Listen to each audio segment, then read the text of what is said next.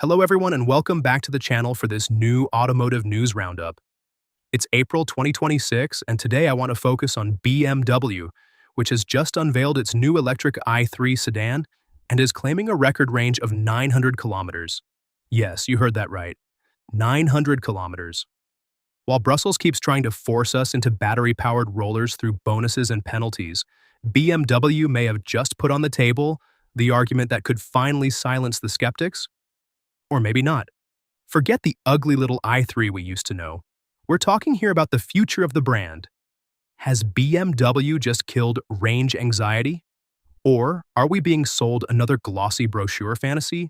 We'll break it all down together. If you enjoy this content and want to keep up with future breakdowns like this one, feel free to subscribe and turn on the bell. It helps me a lot with future videos. Thanks in advance. Come on, let's start with the presentation of the new BMW i3. First, a little context, because the name i3 obviously brings back memories. The old BMW i3 was 10 years ago. A car that was, let's say, divisive. The new 2026 E3 is a completely different story. We're talking about a real sedan. A four-door model measuring 4.76 meters long. The spiritual successor to the 3 Series, but 100% electric based on the Neue Klasse platform. BMW's big technical revolution for this decade. And the timing is perfect, or almost, because right now, something is happening in this premium electric sedan segment. The electric Mercedes CLA has just been named 2026 Car of the Year. Tesla is still hanging on with its facelifted Model 3. And BMW, until now, was answering with the i4, which is very good, but not revolutionary. This time, BMW is bringing out the big guns. And the question is, does it really change the game? Let's get into the details because that's where it gets really interesting. The foundation is BMW's Neue Klasse platform. Not a combustion platform adapted to electric, no. An architecture designed from the ground up for battery-powered cars. That changes everything. The battery is no longer inserted into a floor designed for something else. It becomes an integral part of the vehicle's structure. It stiffens the chassis. It lowers the center of gravity.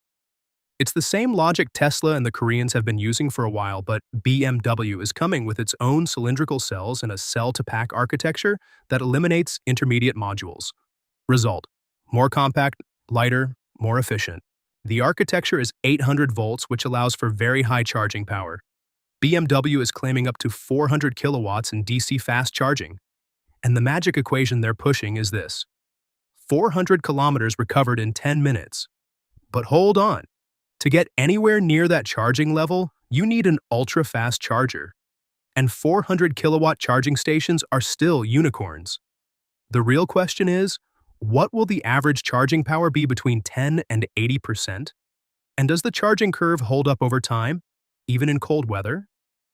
BMW has also integrated bidirectional charging. In plain English, you can power devices from the car, send energy back to the grid, or power your home during an outage. That's the future, and it's a real differentiator at this level of the market, especially for customers who are starting to invest in renewable energy.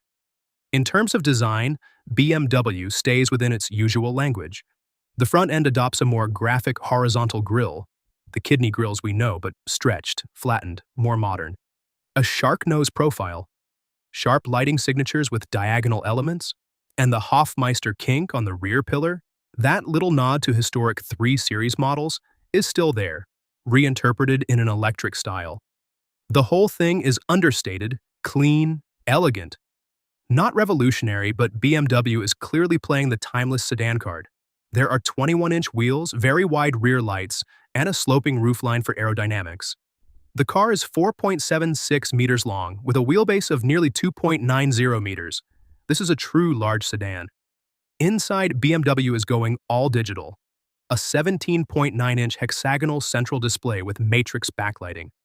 A digital strip running across the full width of the dashboard called Panoramic iDrive. A 3D head-up display, and a new steering wheel with buttons that light up when a function is available. In theory, it's smart and modern. In practice, everything will depend on ergonomics. Because we all know cars packed with screens where finding the rear defroster turns into a 45-second expedition.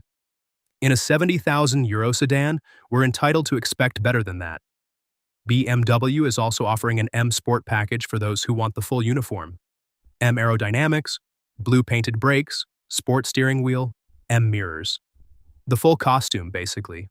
Okay, numbers are great, but the strategic stakes are even more interesting. First, the issue of real-world range. 900 kilometers WLTP. Everyone knows that's not 900 kilometers in real life.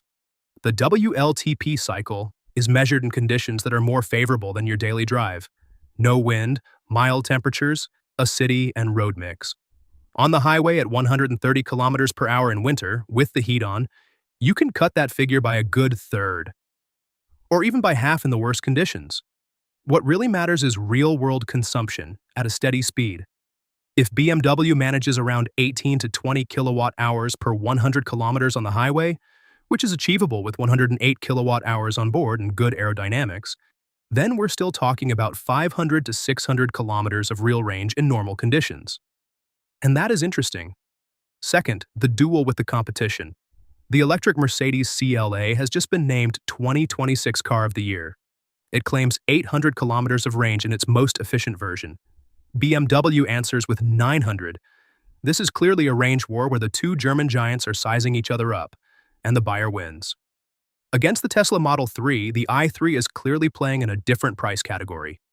€70,000 versus around $45,000 for a Model 3 performance. But BMW is targeting a different customer. Someone who wants a true German premium sedan, not Silicon Valley tech wrapped in a minimalist, futuristic package. Third, the issue of price and market positioning, starting at €70,000. That's a lot. It's even huge for a sedan the size of a 3 Series. But compared with what BMW was asking for, an i4M 52 years ago at this level of performance, it's pretty much normal for the brand. What will be crucial is the repeatability of charging performance in real-world conditions, both summer and winter, and the long-term durability of the battery. A 108 kilowatt-hour pack that isn't thermally managed well will age badly. And BMW cannot afford to get this wrong, especially on a car that has to stand comparison with the best. There's also a little bombshell at the end of the presentation. A very high-performance version is in the works. 4-motor architecture, power that could approach 1,000 horsepower, a technological showcase that would preview the first fully electric BMW M3. On that point, I'm waiting to see how BMW handles the weight, the consistency of performance, and above all, steering feel. Because an M3, even electrified, can't just be reduced to a number. So, what's the verdict? On paper, the 2026 BMW i3 is probably the most ambitious electric sedan we've ever seen from a mainstream premium automaker. 900 kilometers WLTP, a cutting-edge 800-volt architecture, ultra-fast charging, bidirectional tech, and 469 horsepower in the sporty base version. All of that in a classic BMW package. Understated, elegant, recognizable. BMW has done its homework. Very well, in fact. Now, one major unknown remains. What does all of this look like in real-world conditions? The 900-kilometer WLTP, the 400-kilowatt charging, the thermal system holding up on the highway on a snowy day in January. That's where the big press conference promises run into the reality of actual drivers. All that's left now is to hope BMW doesn't end up following the same chaotic path as so many automakers, blindly trying to go all in on electric. We've reached the end of this video. If you enjoyed the content and want to support the channel, a like would be greatly appreciated. Thanks for watching all the way through, and I'll see you very soon for more analysis.